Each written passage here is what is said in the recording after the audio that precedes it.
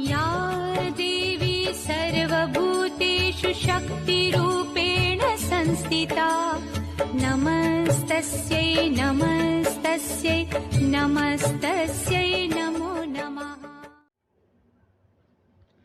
ओम शांति। नवरात्रि पर्व की आप सभी को बहुत बहुत हार्दिक शुभकामनाएं। भारतीय संस्कृति में समय प्रति समय हम अनेक त्योहार, पर्व और उत्सव बड़े ही खुशी, हर्षोल्लास एवं उमंग उत्साह से मनाते हैं। लेकिन आज हम इसके आध्यात्मिक रहस्य को भूलते जा रहे हैं। सिर्फ इसे एक रीति रिवाज एवं रस्म के रूप में ही मना रहे हैं, जिससे हमारा आध्यात्मिक पतन होता जा रहा है। क्योंकि आज हम पाश्चात्य संस्कृति का अंधानुकरण कर भौतिकता की दौड़ में तेजी से भाग रहे हैं। तो अब पुनः समय आ गया है जब हमें इसके आध्यात्मिक रहस्यों को जानकर इसे अपने जीवन में आत्मसात करना पड़ेगा। अनेक उत्सव त्योहारों में से एक श्रेष्ठतम पर्व नवरात्रि का पर्व है, जिसे सभी भक्तगण बड़े ही खुशी, उमंग, उत्साह से मनाते हैं और 9 दिनों तक देवियों की गायन, पूजन और वंदन करते हैं। लेकिन फिर भी जीवन से वो दुख, अशांति दूर नहीं हो पाता, क्योंकि हम सिर्फ 9 दिनों तक नवरात्रि मनाते हैं। लेकिन नवरात्रि कौन सी? हर एक उत्सव पर्व तो हम दिन में मनाते हैं, लेकिन नवरात्रि अर्थात 24 घंटे वाली दिन रात नहीं, बल्कि अज्ञान अंधियारे वाली रात्रि। क्योंकि जहाँ अंधकार होता है वहीं दिया जलाया जाता है। इसीलिए 9 दिनों तक माँ के सामने ज्योत जलाई जाती है। आज संपूर्ण संसार का हर एक व्यक्ति बाह्य रूप से एवं आंतरिक रूप से अपने को असहाय व अशक्त महसूस कर रहे हैं, और इसीलिए हर एक मनुष्य की यही आश है कि किसी भी तरह हमारे जीवन में हमको सुख, शांति, आनंद की अनुभूति हो। क्योंकि मानव जीवन में 3 चीजें बहुत आवश्यक होती है। पहला विद्या, दूसरा धन और तीसरी शक्ति। और ये तीनों चीजें भी हमें इन देवियों से ही प्राप्त होती है। तो आज हम विद्या की देवी माँ सरस्वती के बारे में जानेंगे, क्योंकि गुरुकुल से लेकर हर एक विद्यालयों में अध्ययन के पूर्व माँ सरस्वती का ही वंदन, पूजन किया जाता है। हम देखते हैं कि हर एक देवियों का वस्त्र अलग अलग रंगों का होता है, रंगीन वस्त्र धारण किए होते हैं। लेकिन माँ सरस्वती सफेद वस्त्रों में श्वेत वस्त्र धारणी होती है, जो कि स्वच्छता, शुद्धता और पवित्रता का प्रतीक है। क्योंकि अध्ययन काल में अगर बच्चे फैशन की ओर चले जाएं तो उनका मन डाइवर्ट हो जाता है। इसीलिए सिंपल जीवन श्रेष्ठ माना जाता है, और कहा भी गया है सिंप्लिसिटी लाइफ हाईएस्ट थिंकिंग, अर्थात हमारा जीवन जब सिंपल होता है तभी श्रेष्ठ विचार हमारे अंदर आते हैं। इसीलिए आज हर स्कूल, कॉलेज में ड्रेस कोड रखा जाता है, ताकि किसी भी तरह का कोई ऊंच नीच का भेदभाव न रहे। तो सफेद वस्त्र, श्वेत वर्ण उनकी स्वच्छता की निशानी है। साथ ही माँ सरस्वती को हंस वाहन में दिखाते हैं। हंस जो कि निर्णय शक्ति का प्रतीक है, जो नीर और चीर, पत्थर, कंकड़ पत्थर और रत्न को हमारे जीवन के सत्य और असत्य, मानवीय मूल्यों और मूल्यवान और मूल्यहीन दोनों को ही बहुत श्रेष्ठ तरीके से अंतर करता है। क्योंकि हंस में बहुत बड़ी शक्ति होती है कि वह निरंतर बिना थके हुए, बिना पानी में भीगे कार्यशील रहता है। ऐसे ही माँ सरस्वती भी जब इस विश्व पर आती हैं तो इस विश्व में बिना किसी से प्रभावित हुए निर्लिप्त अवस्था में रहती हैं और इसी से ही श्रेष्ठ निर्णय करने की शक्ति सभी के अंदर आती है। आज कठिन परिस्थितियों में ही निर्णय करना नहीं पड़ता, लेकिन हर छोटे छोटे कार्य के लिए भी निर्णय शक्ति की आवश्यकता होती है। तो निर्णय करने की शक्ति हमारे जीवन में कहाँ से आए, कैसे आए? क्योंकि निर्णय करने की शक्ति तब आएगी जब हम 3 बातों को सबसे पहले धारण करेंगे। सबसे प्रथम हमारे जीवन में एकाग्रता की शक्ति होनी चाहिए और एकाग्रता की शक्ति के लिए हमारा मन शांत, शुद्ध, सकारात्मक विचारों से भरपूर हो। क्योंकि देखिए, तराजू के भी 2 पलड़े होते हैं और जब उसके बीच का कांटा एकाग्र होता है तभी वो सही तरह से तौल बताता है। ऐसे ही नदी व तालाब का पानी भी जब शांत अवस्था में होता है तब हम उसके तले को देख पाते हैं और पानी स्वच्छ होता है। अर्थात निर्णय करने की शक्ति भी तभी आती है जब हमारे अंदर सकारात्मक विचार होते हैं। जीवन में कभी कभी ऐसा भी होता है कि हम कई निर्णय गलत कर लेते हैं और ये एकाग्रता की कमी के कारण ही होता है। जैसे श्रेष्ठ धनुर्धर का भी अगर थोड़ा भी ध्यान भटका तो उसका निशाना, उसका तीर सही निशाने पर नहीं लगता है और उसका ध्यान, उसका निशाना चूक जाता है। ऐसे ही हमारे जीवन में भी छोटी बड़ी कई परिस्थितियां आती है और सही एकाग्रता न होने के कारण उस समय हमें दुख का सामना करना पड़ता है, दुख उठाना पड़ता है। इसीलिए कहते हैं कि तूफान जब आता है तो तूफान में कई बिखर जाते हैं लेकिन कई निखर भी जाते हैं। इसलिए सबसे आवश्यक है कि हमें एकाग्रता के लिए मन को हमेशा मोटिवेट, एप्रिसिएट और शांत रखना आवश्यक है। निर्णय शक्ति के लिए दूसरा गुण जो कि बहुत आवश्यक है वो है संतुलन हमारे जीवन में और मुख्य रूप से दिल और दिमाग में। क्योंकि जब दिल और दिमाग का संतुलन नहीं हो पाता है तब भी हम सही निर्णय नहीं ले पाते हैं। क्योंकि अगर दिमाग ही निर्णय दे तो कई बार ऐसा होता है कि हम बहुत अच्छी प्लानिंग बनाते हैं कि आज से हम ये नहीं करेंगे, आज से हमें ये करना है, ये छोड़ना है, लेकिन क्या होता है, हम असफल हो जाते हैं। और इसका कारण यह है कि हमारे अंदर कॉन्शियस माइंड और सब कॉन्शियस माइंड दोनों होते हैं। कॉन्शियस माइंड 10% कार्य करता है और सब कॉन्शियस माइंड 90% कार्य करता है, लेकिन सिर्फ कॉन्शियस माइंड को ही हम देख पाते जो 10% कार्य करता और उसकी वजह से हमारा निर्णय गलत भी हो जाता है। एक दृष्टांत बहुत ही सुंदर याद आता है कि एक बार महात्मा बुद्ध अपने शिष्य के साथ कहीं जा रहे थे। रास्ते में उन्हें बहुत प्यास लगी। उन्होंने अपने शिष्य को कहा कि मुझे पानी पीना है, आप कहीं से मेरे लिए थोड़ा सा पानी ले आओ। वो शिष्य उनका तालाब, नदी ढूंढने लगा और ढूंढते ढूंढते उनको एक तालाब मिला। और जब वो तालाब के पास पहुंचे तो देखा कि तालाब का पानी तो बहुत गंदा था। उनको ये नहीं पता था कि इस तालाब से अभी एक बैलगाड़ी होकर गई है, इसीलिए ये तालाब का पानी गंदा है। वो अपने गुरु के पास जाते हैं और उनको कहते हैं कि तालाब का पानी तो बहुत गंदा है, वो पीने लायक ही नहीं है, इसीलिए मैं आपके लिए पानी नहीं ला पाया। महात्मा बुद्ध अपने शिष्य को कहते हैं, अब थोड़ी देर यहीं शांत स्थिति में बैठ जाइए। थोड़ी देर के पश्चात शिष्य को पुनः कहते हैं कि अब फिर आप उसी तालाब में जाओ और मेरे लिए पानी लेके आओ। शिष्य मन ही मन सोचता है कि दोबारा मुझे गुरु उसी तालाब में क्यों भेज रहे हैं, क्योंकि वो तालाब का पानी तो बहुत गंदा है।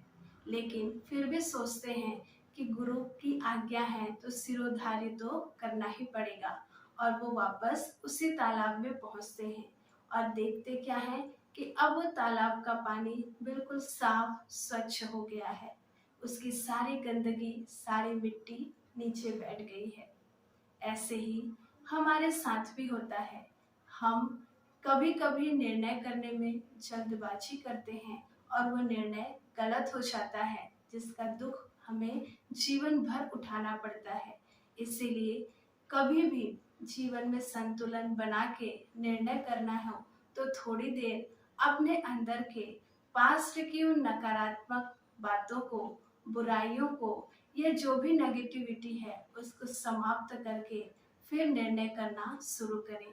इसीलिए पुराने जमाने के लोग कहते थे कि कुछ भी करने के पहले पहले सोचें, समझें, फिर कार्य करें।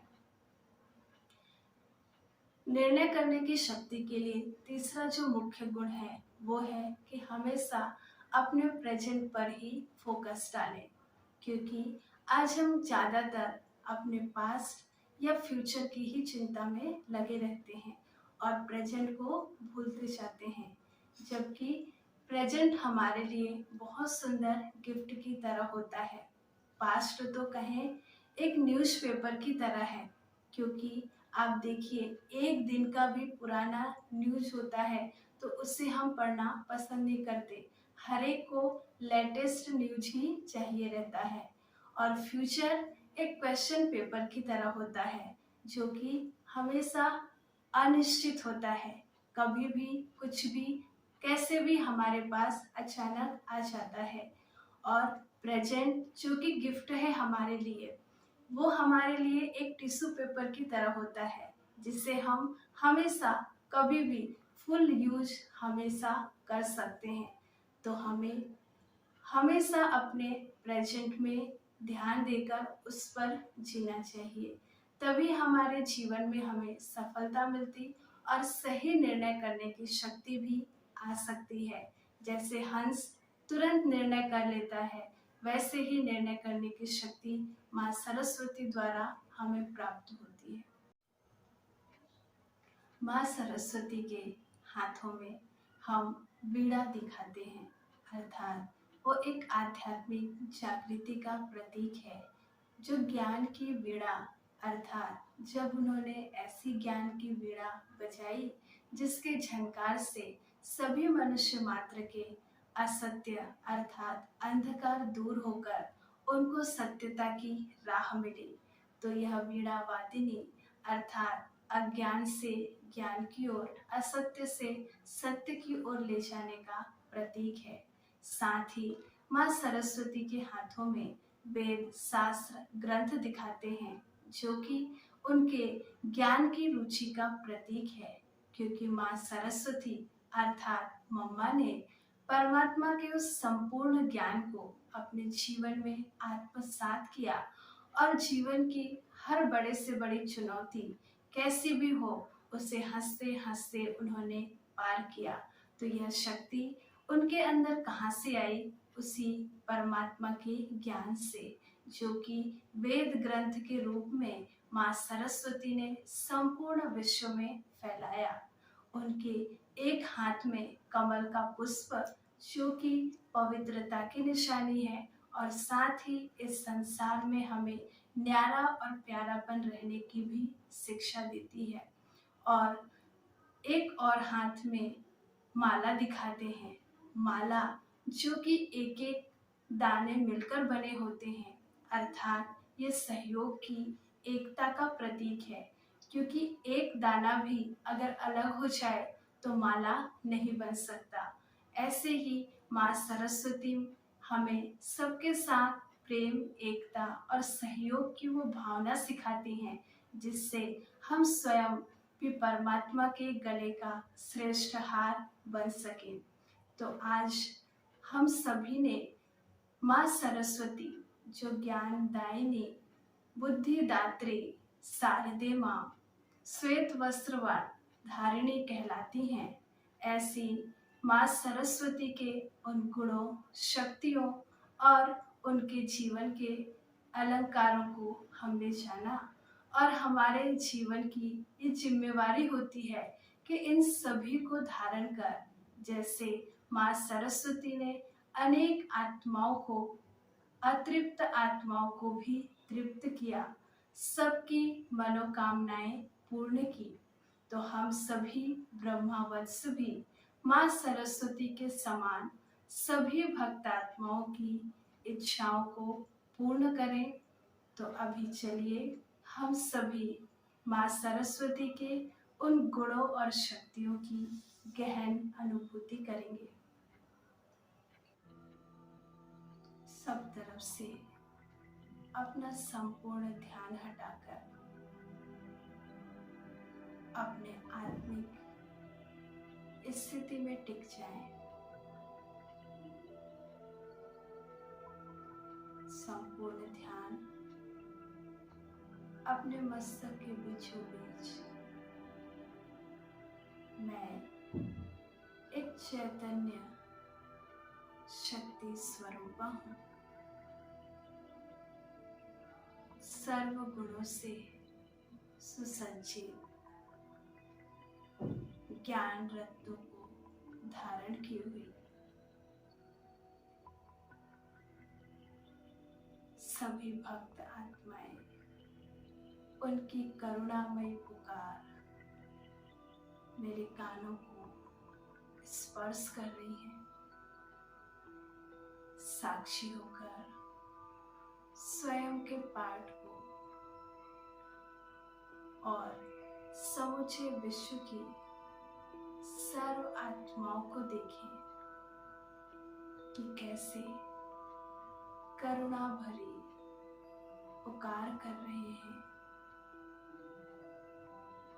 हे शारदे माँ, हमको पाप से मुक्त करो, हमारे दुख हरो।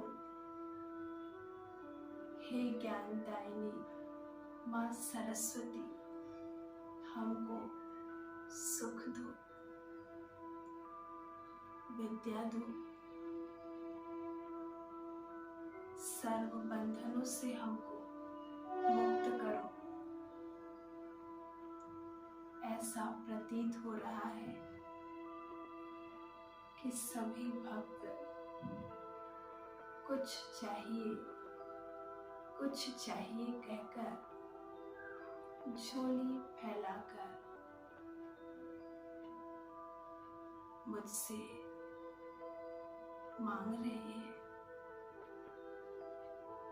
पुकार रहे हैं।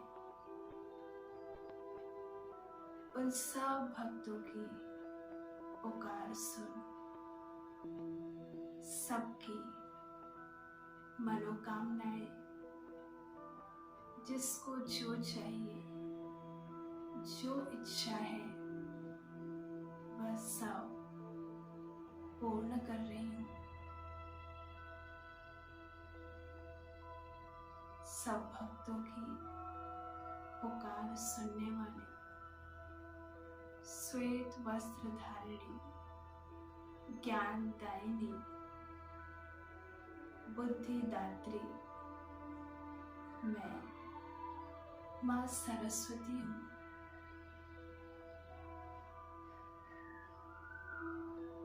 कुछ समय के लिए अब अपने इन पंच तत्वों के शरीर को छोड़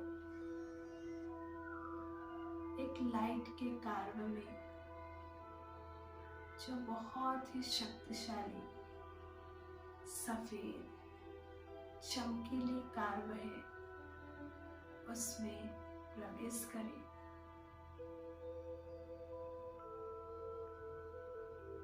मुझ आत्मा पर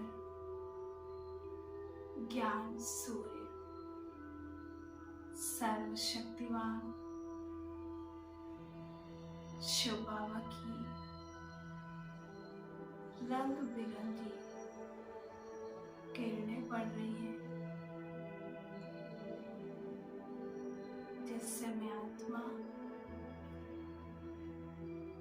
अलग अलग अलंकारों, गुणों और शक्तियों से सुसज्जित हो रही हूँ और अपने पूज्य स्वरूप में स्थित हो गई हूँ। ग्लोब के ऊपर विराजित होकर संपूर्ण विश्व को अपने चमकीले श्वेत प्रकाश की किरणें बिखेर रही हूँ।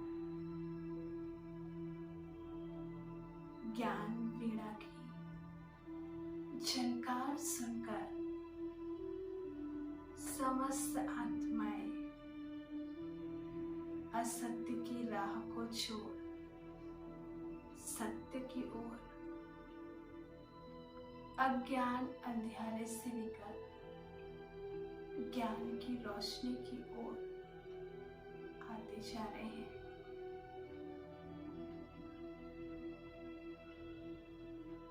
मेरे नैनों से पवित्रता की किरणें निकल रही हैं,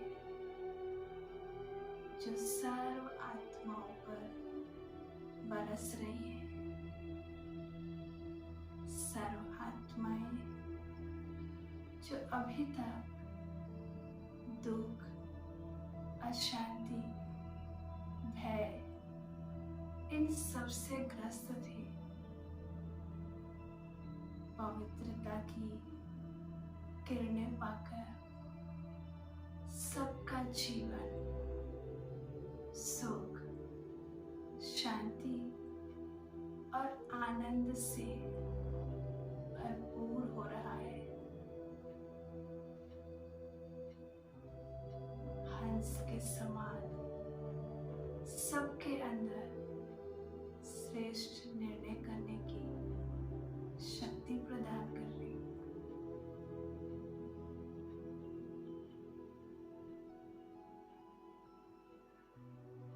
मेरे से श्रेष्ठ वाइब्रेशन पूरे विश्व की आत्माओं पर पहुंच रही है, जिससे संपूर्ण विश्व निर्विकार, संपूर्ण पवित्र बनते जा रहा है और सारा संसार सुखमय हो गया है। ओम शांति।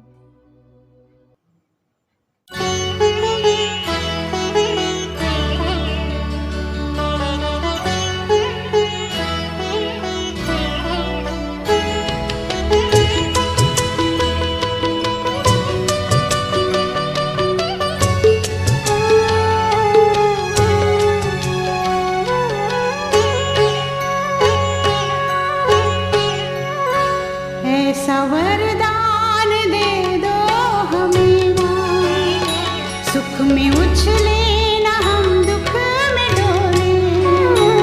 ऐसा वरदान दे दो हमें माँ, सुख में उछले न हम दुख में डोले। अपने अंदर ही खुद झांक कर हम गलतियाँ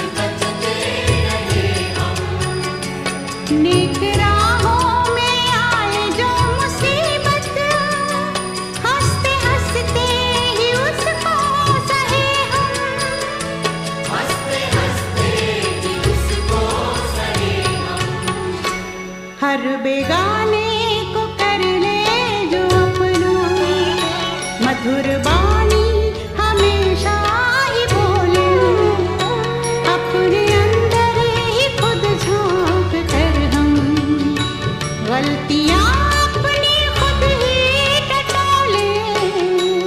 ऐसा वरदान दे दो हमें माँ, सुख में उछले न हम दुख में डोले।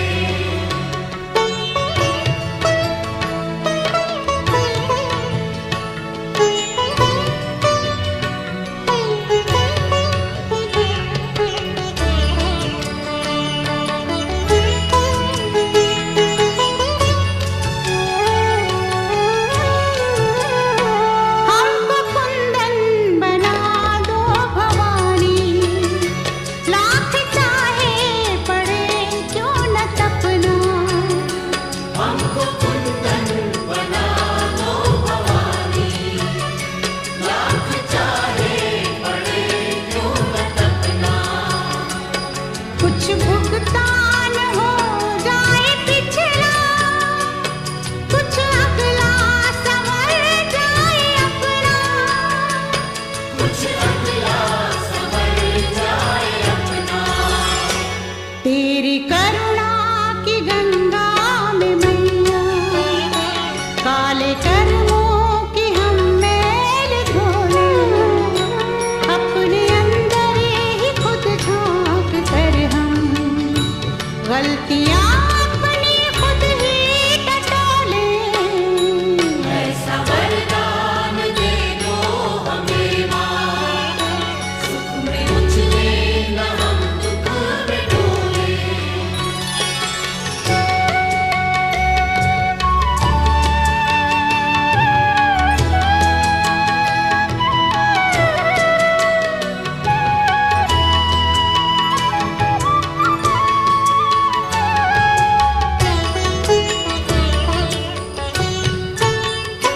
तेरी इच्छा बिना कुछ न होता, तेरे हाथों में सृष्टि की डोरी। तेरी इच्छा बिना कुछ न होता, तेरे हाथों में सृष्टि की डोरी। तुझसे क्या मैया रखे छुपा के, तुझसे किस बात की फिर है चोरी। तुझसे किस बात की फिर है चोरी।